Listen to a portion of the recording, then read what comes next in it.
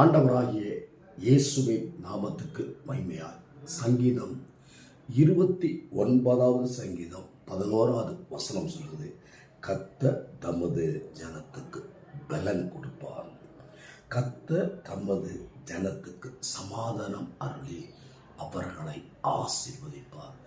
இந்த 3 பொக்கிஷத்துடைய பகுதி நம் தனிப்பட்ட வாழ்க்கையுடைய பகுதியில் நாம் விரும்புவோமானால் ஆண்டவர் கொடுக்கிற மிகப்பெரிய வெகுமதி என்ன என்றால், உன் பேரை பெருமைப்படுத்துவேன், நீ ஆசீர்வாதமாய் இருப்பாய்.